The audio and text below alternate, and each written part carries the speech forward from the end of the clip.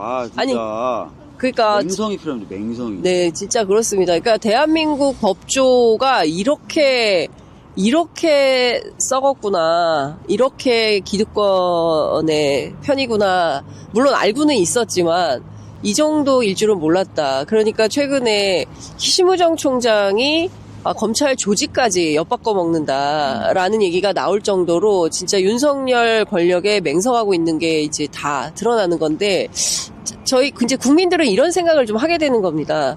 지금 보면 사실 김성훈과 윤석열은 공범 관계잖아요. 공범이, 그리고 최근에 김성훈 영장, 이광우 영장을 통해서 드러난, 언론을 통해서 드러난 사실관계만 보더라도 김건희 씨가 그랬다는 거잖아요. 야, 니네 경호처 실망이야. 총 들고 있으면 뭐하냐. 이럴 때 쏘라고 있는 건데 왜 총 안 쏴. 이런 얘기를 했다는 거잖아요. 그리고 경호 3부장이 적극적으로 그 상황을 막지 않았다면 유혈사태 나는 거 아니겠습니까? 체포영장 집행 과정에서. 그러니까 그들은 여전히 그런 태도를 일관하고 있는 건데, 이거를 그냥 이렇게 영장 신청 좀 해주세요. 이런 컨셉으로 해야 되겠죠? 예. 의원님 어떻게 생각해요? 예. 네, 근데 사실 김건희의 그 발언을 들으면서 총 있으면 이재명 쏘고 자기도 죽고 싶다 뭐 이런 식의 얘기를 들으면서 참 품격 없는 거는 익히 알고 있었지만 저 사람이 저런 식으로 말을 하는 게 정말 격떨어진다 이런 생각이 좀 들었고요. 거기다가 또 하나는 그 전에 우리가 한간에 계속 그런 얘기 들렸잖아요. 대통령실은 실질적으로 김건희가 장악하고 있다. 여사가 관심 있는 부분에 모든 사람들이 그 일에 집중하고 있다. 이런 얘기가 있었거든요. 실제로 대통령실 내에서의 V제로는 김건희였다는 것을 공공연하게 많은 사람들이 증언을 하고 있는데, 그 연장선에서 벌어진 일이다. 여전히 자기가 국민들한테 반성하거나 사과할 마음은 눈꼽만큼도 없는 거고, 이 계엄 이후에 벌어진 정국에 대해서 자신이 이 피해자인 양 행세하는 거죠. 자신을 더 돕지 못했던 사람들에 대한 원망과 책임을 묻는 방식으로 이 태도가 나가는 거거든요. 그러니까 그 화살이 경호처 내에 지난번에 체포영장 집행 과정에서 합법적인 청구 임해 그것을 어떻게 막겠느냐라고 말을 했고, 그것에 대해서 좀 이렇게 적극적으로 막아주지 않았다는 이유로 이번에 해임을 한 거잖아요. 해임은 실제로 가장 큰 징계거든요.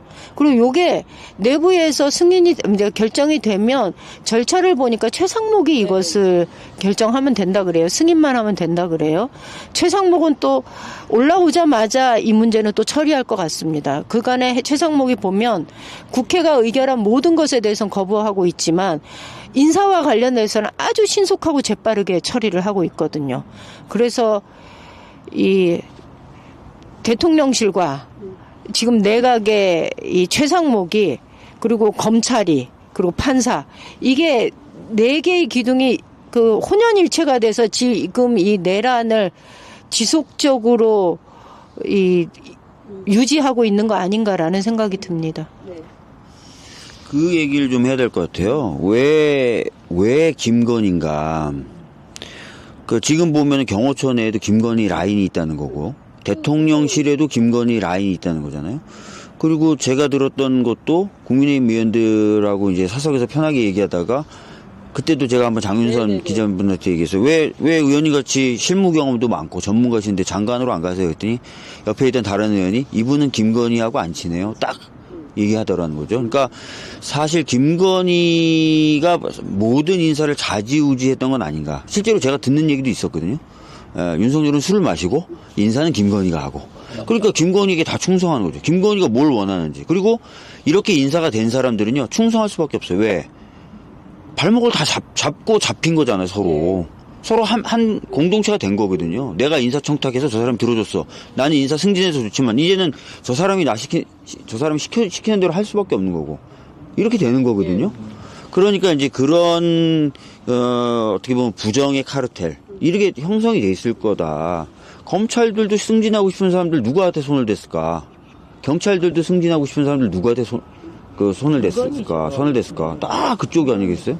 그런 애들이 지금 다 위에 있는 거예요. 예. 그 의원님 한 아프리카 기자 취재한 기자가 얘기해 준 건데 한 아프리카 정상회의 했었잖아요. 네. 그 저 대왕고래 프로젝트 영일반에서 석유 나온다고 막 그 난리 났던 네. 날 그날 행사가 끝나고 대통령 내외가 이제 악수하려고 내빈들하고 악수하려고 줄 서 있는데 김건희하고 악수하려고 줄 선 사람이 윤석열 더블이라는 거야.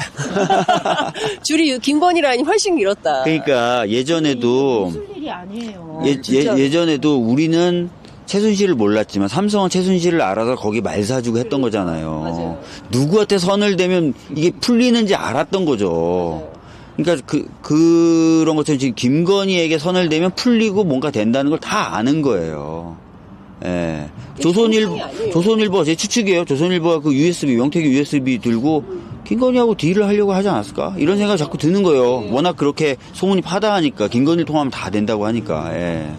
그러니까 이 대목에서 국민들이 정말 김건희의 실체를 모르는 것 같아요. 여전히 김건희가 감춰져 있다. 그러니까 영부인으로만 그 사람들이 인식하고 이 사람의 행보를 설마 그랬겠어라고 생각하는 사람들이 대부분이거든요.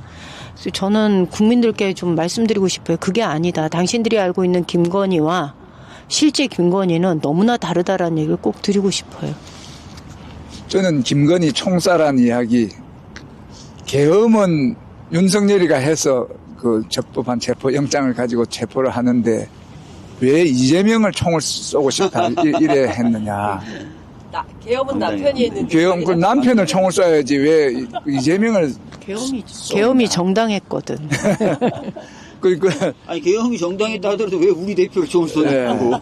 그래서 제가 염려하는 거는 과거에 있었던 그 체포 현장에서의 총격 사격은 이제 걱정을 이제 그만하면 되는데 앞으로의 이재명 대표 총기 테러 위협 사건하고 지금 그게 이제 오더가 된 그 소문이 남으로써 이제 김건희가 아까 말한 권력 실세 V0가 이재명 총 쏘는 것을 원하는구나. 이런 잘못된 시그널로 읽혀서 그 러시아에서 총기를 밀수를 해서 HID 707 오비 요원들이 총을 쏜다는 그걸로 연결할 수 있는 이재명 총 하는 거하고 이제 연결성이 있어서 대표에 대한 경호를 강화해야 된다. 그런데 경찰에서 이번에 신변 보조 해갖고 경호가 아니고 신변 보조를 해서 제가 숫자는 알지만 말을 못하는 그 정도 왔는데 그거 가지고는 그 택도 안 된다.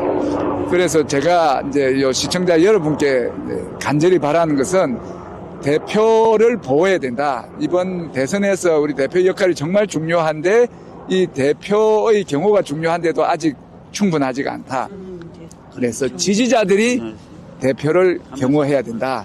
지지자들이 대표한테 앞에 몰려서 사인을 해주라, 사진을 찍자 해서 이 경호에 부담을 주는 행위를 하지 말고 그 반대로 그 지역을 잘 아시니까 평소에 오는 사람인지 안 오는 사람인지 오기 전부터 어떤 행동을 했는지를 살펴서 그거를 경호팀이나 경찰에 알려주는 그런 적극적인 경호에 도움을 주는 행위를 했으면 좋겠다 하는 게 들 생각입니다.